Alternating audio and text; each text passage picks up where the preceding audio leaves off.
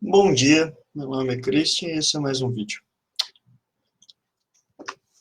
Gostaria de falar de um fenômeno que acontece, acho que não é de hoje que acontece, e vai tornar a acontecer por muitos e muitos e muitos anos ainda. Principalmente na minha área de tecnologia, que eu trabalho, eu estudo, né, estou inserido nesse meio, existe uma certa sei lá se existe. Existe uma certa adoração a morar num país desenvolvido. Morar na Europa, mesmo a Europa não sendo um país, né? Morar em países europeus, morar na Austrália, morar no Canadá, ou nos Estados Unidos, ou... Então,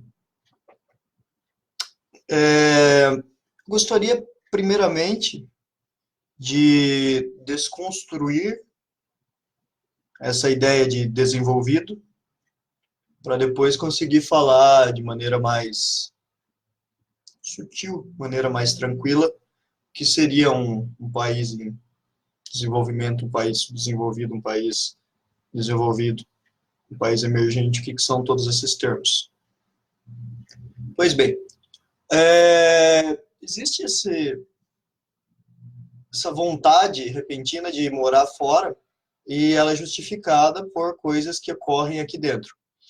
É claro, o Brasil como um país que tem agora 519 anos de descobrimento e uma economia que beira ali as potências mundiais, me parece ser um país muito bem estruturado teoricamente. Daí você pega para analisar os fatos, o que ocorre. O Brasil tem um PIB muito grande, uma economia bruta muito grande, muito devido ao fato do país ser gigante. A gente está falando de 9 milhões de km quadrado, então é muita terra. Se tem muita terra, e essa terra é banhada por sol, essa terra tem recursos naturais, essa terra tem diversidade de, de geografia, o que ocorre? Essa terra provavelmente tende a ter uma população gigantesca. Então, a gente está falando de 210, 220 milhões de pessoas que moram nesse país. Não é uma coisa tão fácil de controlar, de organizar, de controlar mesmo. Então, com 210 milhões de pessoas morando num país, é claro que o PIB dele é alto, porque mesmo se essas pessoas fossem miseráveis, tendem a produzir muito PIB per capita e na soma da totalidade vai dar um número gigantesco, sim. Por exemplo, a China é um país com 1,5 bi de pessoas. A gente está falando de 1.500 milhões de pessoas, se fosse para falar de maneira errada, 1.500 milhões. Então é inimaginável o número de pessoas que moram lá. Quantos Brasis cabem em questão de população dentro da China. E é um país pobre, um país que tem muita cultura, uma cultura milenar, uma cultura que não vem de hoje, só que ainda assim é um país que sofre muito pela economia, pela maneira que se organizou, essa questão histórica, essa questão cultural que foi passada século a século. E, no fim das contas, se torna um país um tanto quanto pobre em questão de PIB per capita, comparado a países como United States. Então, quando a gente fala de PIB ou de IDH, algum desses índices, esses números, a gente tem que levar em consideração que cada país é muito diferente um do outro. Cada país tem suas particularidades, cada país tem suas crenças, suas culturas, seus focos na economia. Então, a gente tem aí diversos países que vão estar se organizando para tentar crescer. Tá, então que comecemos a desconstrução daqui em diante. Desenvolvido. o que seria um país desenvolvido? Vamos puxar a etimologia disso daí.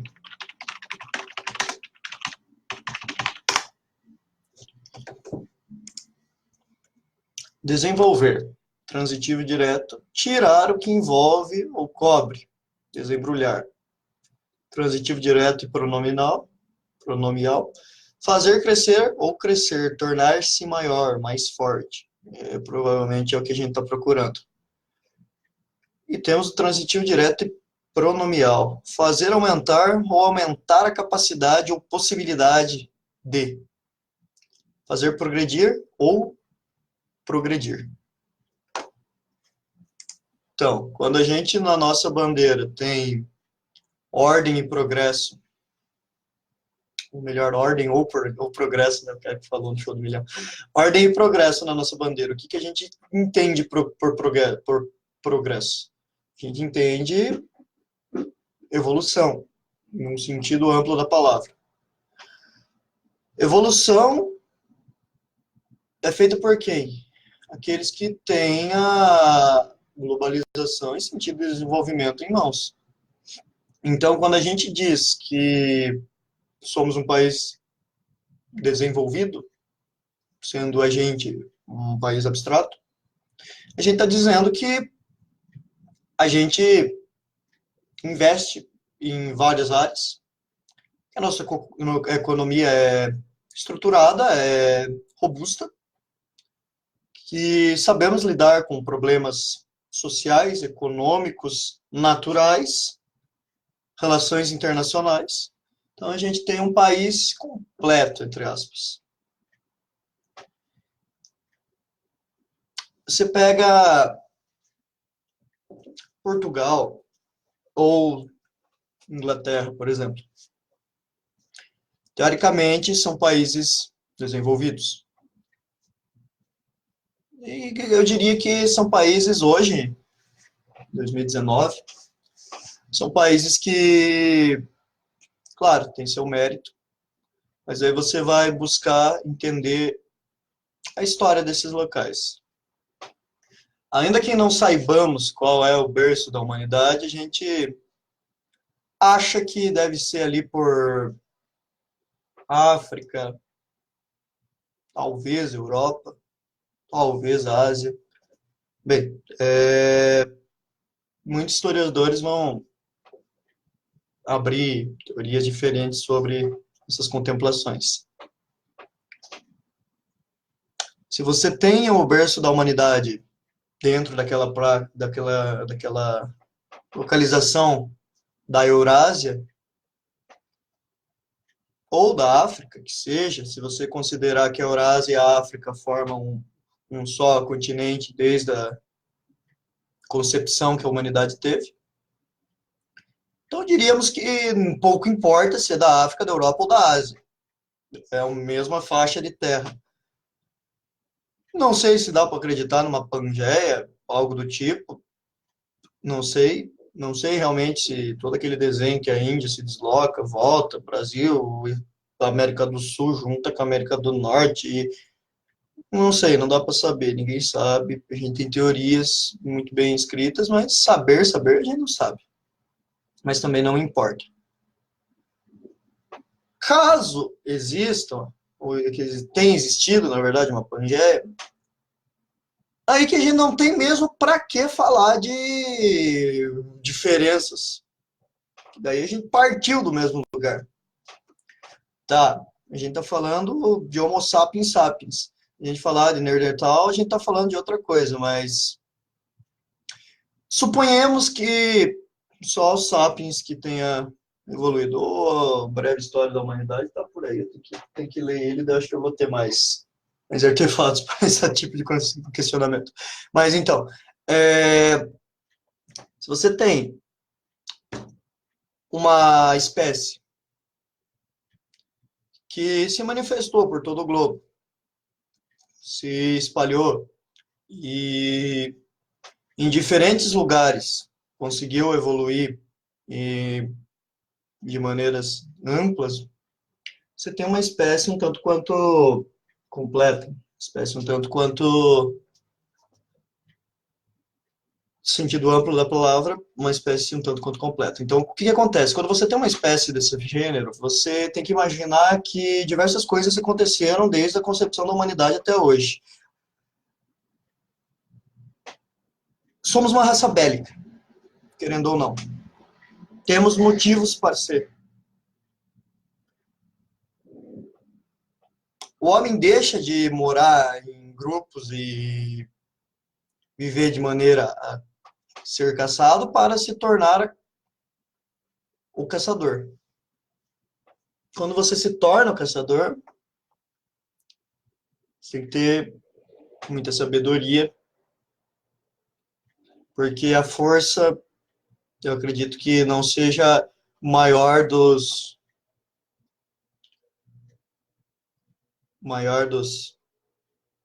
das características humanas. Então, a sabedoria humana é maior do que a força humana. Não dá para comparar uma pessoa com um gorila, um leão, ou sei lá o que, um desses gigantes marinhos. Problema. Macacos, em geral, tem lá, é, conseguem se locomover rápido, conseguem pular de lá para cá e de cá para lá. A maioria vive em árvores só. Ah, tem uns que conseguem viver na terra tal, e ficar caminhando de lá para cá, mas a maioria vive em árvore. É, uma raça para dominar o mundo precisa dominar tudo. Então, a gente dominou os mares, dominou os ares, dominou a terra. Bem, a raça humana tem tudo sob a mão. Um leão, por mais forte que seja, problema, caminha de quatro patas ainda, corre muito mais, é mais voraz do que inteligente. Problema, enxerga em preto e branco. Daí você pega os gigantes marinhos, baleia, tubarão, essas coisas, não saem do mar. Você pega um elefante, ainda assim, por mais gigante que seja, um rinoceronte, elefante, alguma coisa do tipo, se locomovem muito rápido, se quiserem, mas ainda assim são desajeitados, são muito grandes, tem uma coordenação motora no sentido de conseguir controlar os membros que nenhum ser humano consegue. Então, por N questões, a gente se tornou a raça que dominou esse planetinha. Claro, tem estudos que vão falar ali que na pré-história o índice de oxigênio dentro do ar era muito maior, então os bichinhos que eram pequenininhos eram bem grandões antigamente, né? Você pensa uma libélula de 2 metros, você fala, puta que pariu. Tá, dinossauros e algumas espécies de gigantes, algumas coisas estranhas já foram achadas por aí. Sabemos que existiu. Agora tem essas teorias da conspiração que mistura verdade e fantasia e daí cria esses tipos de libélulas gigantes. Não vai fazer diferença para o nosso questionamento. Então, o que que ocorre? Dentro dessa civilização que começou a se espalhar e evoluir, N tipo de pessoas diferentes, com personalidades, características, sub-raças, subgêneros, sub-espécies, caralho a quatro que a biologia explica, vai fazer com que haja diversidade. Diversidade é essa que tornou o humano apto a ser onívoro e, se necessário, comer carne à vontade, ou comer fruta à vontade, ou comer raízes à vontade, dependendo do lugar em que ele esteja. Raça qual permitiu que vivesse na Rússia ou na faixa ali do sul, que também não é tão quente assim, né? Principalmente aqueles lados gélidos do Chile, da Argentina, da Austrália. A Austrália é um calor dos infernos, na verdade. A Austrália está um pouco para cima. Então, mais que seja. Então a gente conseguiu viver tanto no calor do inferno da Austrália, quanto no frio da Rússia, quanto comendo carne, quanto comendo raiz, quanto comendo fruta. Sempre fomos um ser social. Pensar em um ser biopsicossocial vai ser tema para outro vídeo, mas sigamos nessa linha de raciocínio. Sendo um ser social, vivendo em grupos pequenos ou grandes, a gente começou a dominar coisas a qual a gente não tinha o domínio nos primórdios. Então, você pega o início da escrita, da imprensa, do uso da tecnologia e da técnica. São marcos que ocorrem durante a questão histórica da humanidade. Então, a partir do momento que a gente começa a dominar a tecnologia não, a gente começa a criar tecnologias, a gente faz com que pessoas que teriam que produzir o nosso material já usem aquilo que a humanidade tem como princípio, como base. Então, hoje ninguém pensa em produzir do zero alguma coisa. A gente só reutiliza o conhecimento que a gente já tem da humanidade. É óbvio isso. Você vai escrever um software do zero para começar a escrever um texto, vai escrever um editor de texto para depois vai escrever o texto. Não faz sentido nenhum. Você usa o Word, o LibreOffice, o BROffice, o Google Docs, alguma coisa do tipo.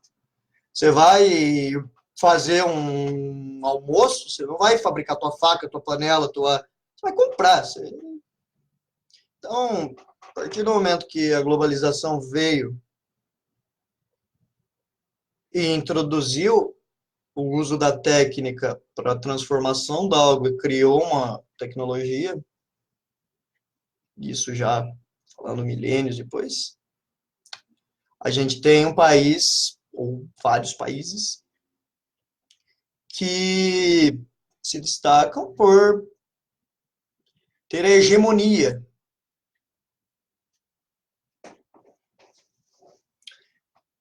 Voltemos aos exemplos. Portugal e Inglaterra. O Reino Unido já foi bem maior, mas ainda assim não é uma coisa pequena, ainda assim é uma coisa grande. Pensar que o Reino Unido é uma coisa inexpressiva é coisa do século XXI, é coisa de gente que não entende o que significa um império desse tamanho.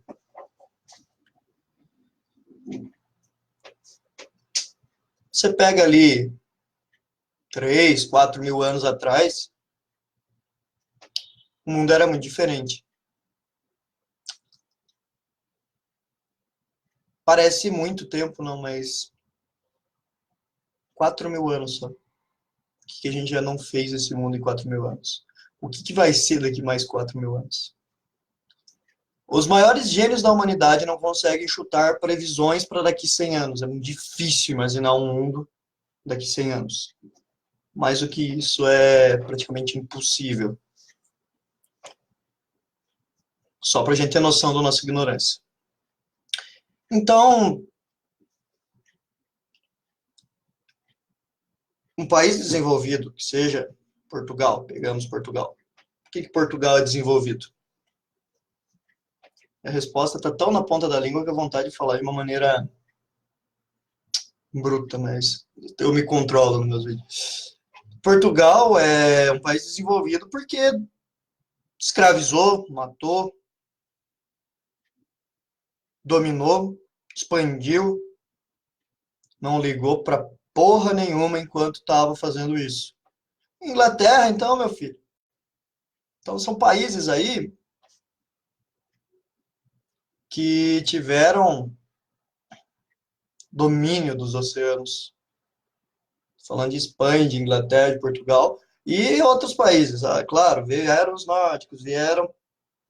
A gente está falando de coisa grande. Você pega o Reino Unido, não há muitos países que dá para comparar com a hegemonia que eles tiveram. E aquele eurocentrismo deles era justificável por esse passo primeiro. Então, vamos dizer que isso daqui é um teletransporte. Aqui eu aperto esse botão e vai surgir uma máquina do tempo aqui. Eu que criei. Então, o que vai acontecer? Por eu ter criado, me parece que eu tenho direito sobre isso. Você começa a imaginar que a espécie humana é uma coisa muito grande e que uma pessoa é uma coisa muito pequena. Então, uma pessoa que tem no máximo consegue viver 100 anos de idade, achar que é transcendente, achar que é melhor que outras. Então, isso criou um eurocentrismo tão grande que quando você criou navios, começou a descobrir terras e não parava de descobrir terras e não parava, e reis e imperadores e ditadores começaram a cada vez mais querer expandir, expandir, expandir, eles achavam que eram deuses mesmo. E de certa forma eram deuses, porque foram gigantes. Fizeram muita coisa boa. Não vou ser totalmente ruim nessa análise, mas fizeram muita coisa boa. A questão é, para um país ser desenvolvido hoje em dia, olha, meu, é porque ele explorou muito. Poucos países que usam esse termo desenvolvido podem dizer que não exploraram. Então, pegue a Europa como um todo. Por mais que existam ali N tipo de culturas e raças e misturas ali, é uma coisa, uma diversidade cultural absurda, mas pega a Europa.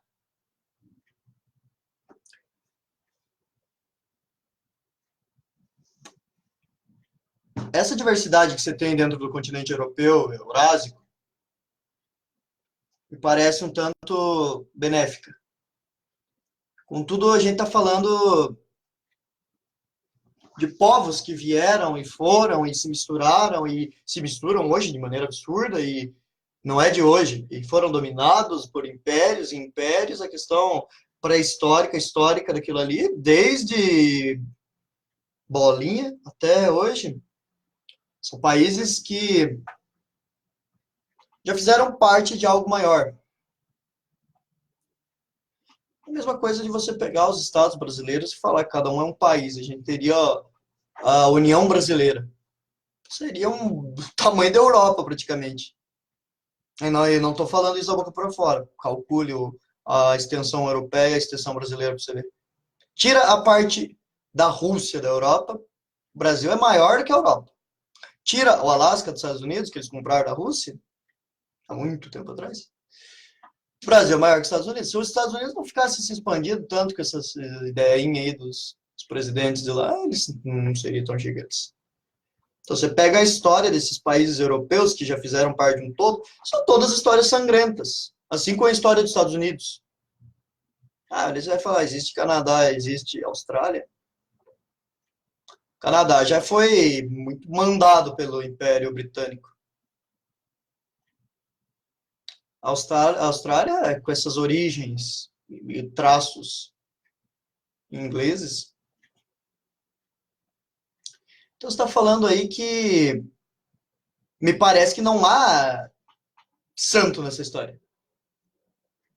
Não há gente boa nessa história. A gente está falando de países e países que mataram, estupraram, tocaram fogo, dominaram, cuspiram, ergueram, inventaram, produziram, renovaram, para depois, de 200 anos para cá, começaram a ser bonzinhos. Nem isso, né? Se você pegar 45, que foi o término ali da Segunda Grande Guerra, e não foi a última, né? Então, pelo menos de guerras, não, né? De grande, sim. Você tem que perceber que a gente vive brigando. E para impor uma moralidade de que existem países desenvolvidos, existem países subdesenvolvidos, existem países emergentes, detergente, caralho, é quatro. Tem uma razão para isso. Enquanto não existir uma América Latina, uma África para sustentar o mundo, se não existir, não tem essas regalias dos países europeus. Vocês acham que eles vivem pelas próprias pernas? Você acha que o turismo europeu vive pelas próprias pernas?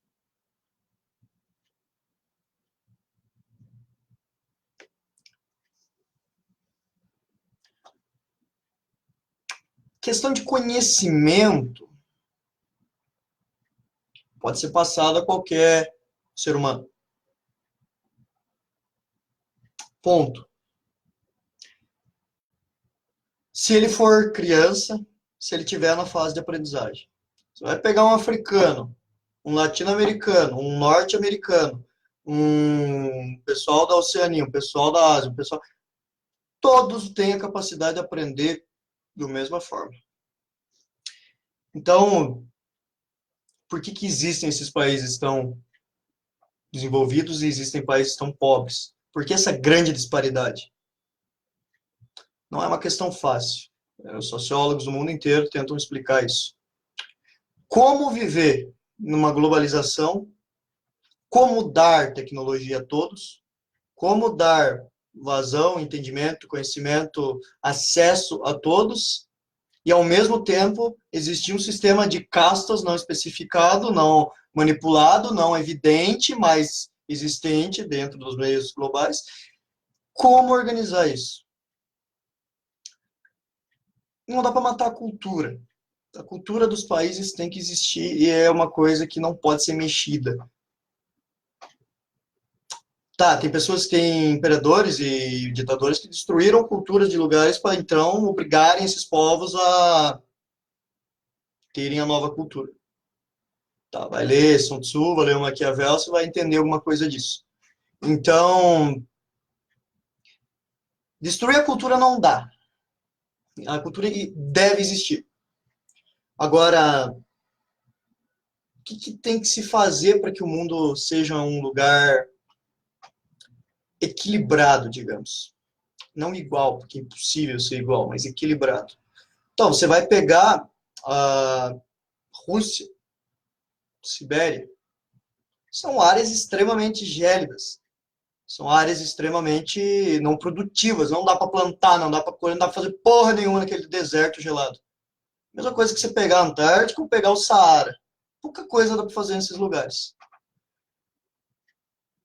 E são estratégicos. A natureza tem que ter eles fazem um papel lá, e é a mesma coisa das florestas no mundo, é a mesma coisa de você queira devastar Madagascar, a Amazônia, a Austrália, e achar que isso não vai ter consequência no globo. Então, a gente está falando de uma mesma espécie. Que sentido faz a gente viver tão separado, a gente viver com tantas separações, com tantos muros, com tanta divisão, com tudo.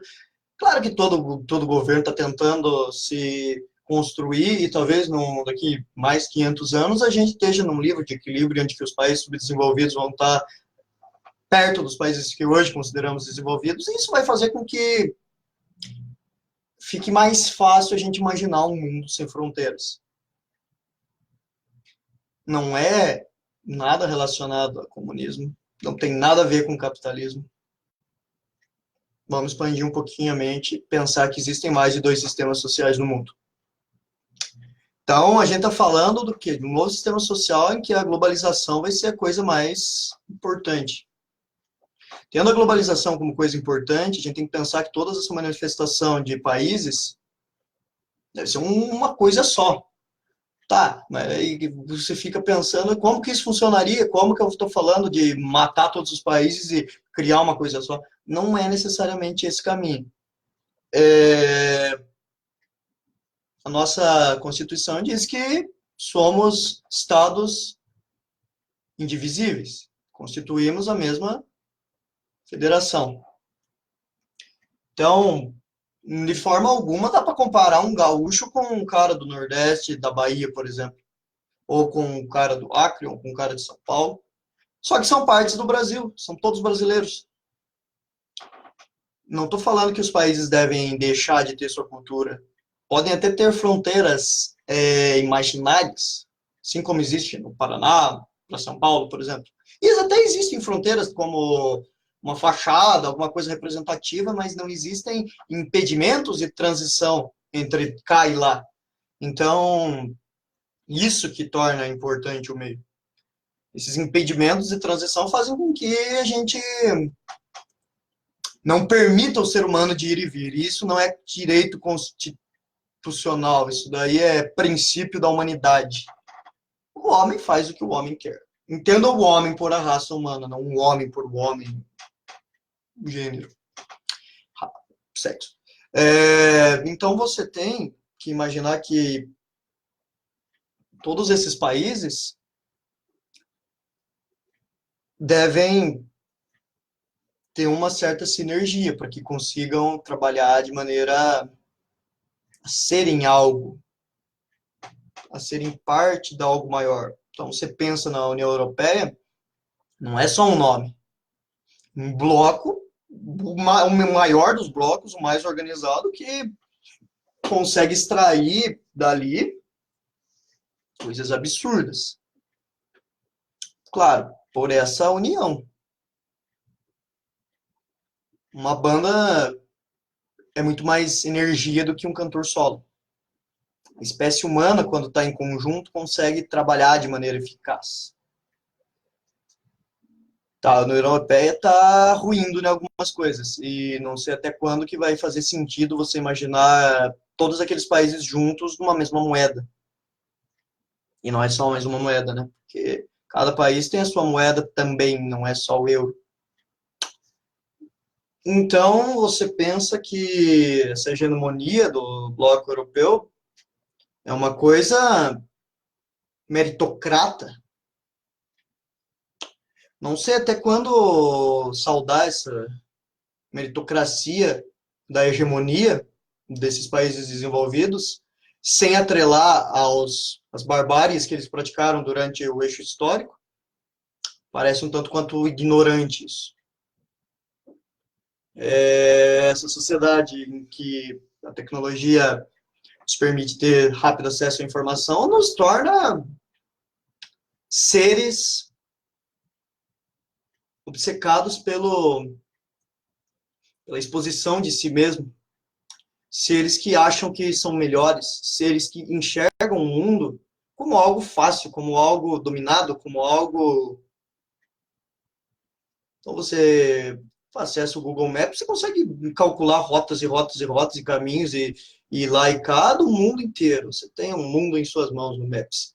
Então, por ter isso, você acha que agora você é um geógrafo? Não. Fazer logística, ainda assim, não seria tão fácil. Então, esse saudosismo me deixa um tanto quanto irritado. Até quando que a gente acha que esses países vão estar lá dentro dos pilares que eles construíram? Vão estar lá em cima. Você pega as economias, os Estados Unidos e China, que são as duas maiores, são absurdamente diferentes. A gente está falando de 350 milhões de pessoas nos Estados Unidos contra 1,5 bi de pessoas na China. A gente está falando de trilhões de economia. E ainda que haja uma disparidade muito significativa, não vai demorar muito tempo para os chineses chegarem lá em cima. Por isso que o Donald está fazendo de tudo para desestimular esse tipo de coisa.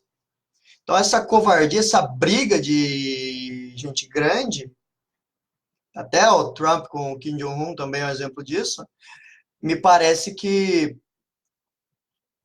a gente não quer enxergar que o mundo é um lugar bélico, hostil.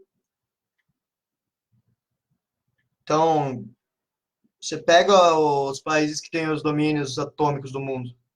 Se eles quiserem brincar de jogar bombinha para lá e para cá, vai causar um efeito dominó que facilmente vai devastar a raça humana do planeta. Então, você pega uma Tsar Bomb que com 100 megatons faz um estrago do caralho e joga em 5 continentes, você destrói o mundo em poucos dias. Então, às vezes a gente tá brincando com fogo e não percebe. O quanto que o domínio atômico pesa num país? essa hegemonia de armas químicas e que não são usadas, são estudadas, são produzidas e estão guardadinhas, mas não existem tantas, porque eles têm medo de fazer demais. Mas eles sabem como. Por quê? Para que investir nesse tipo de coisa? Porque isso bota medo nos outros países.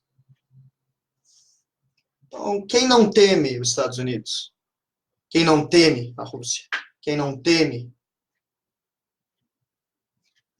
A China, por exemplo, tem uma história pacífica, mas também não é de se desprezar.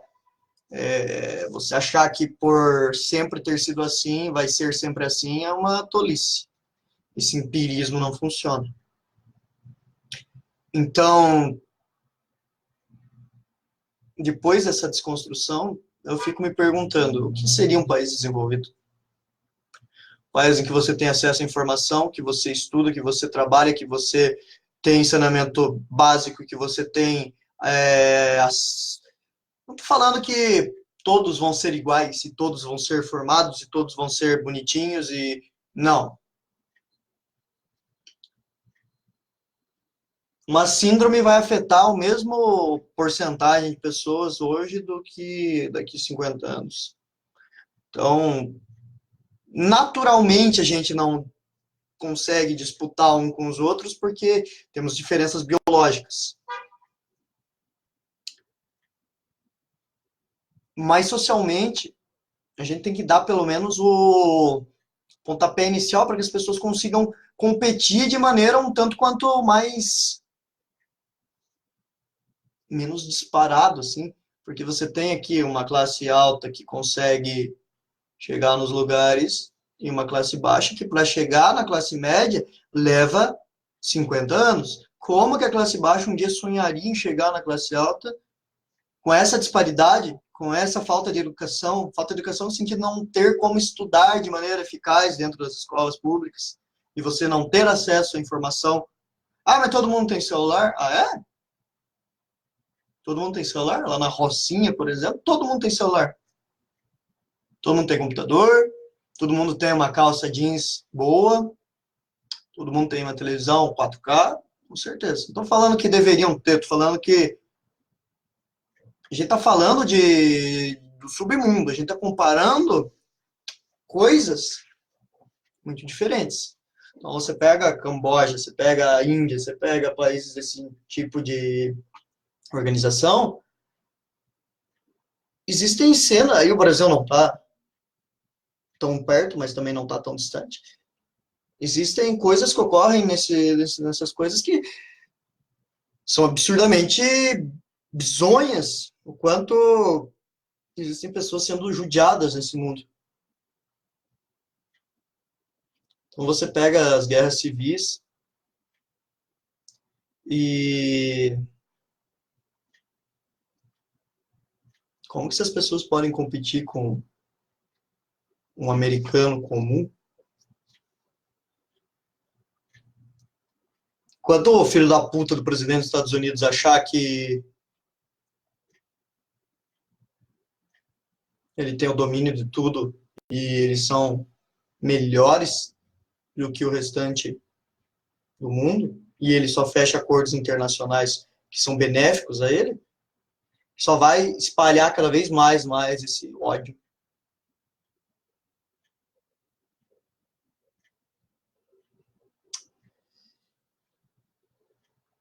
Não sei até quando que vai durar essa hegemonia. E avisos aos desavisados.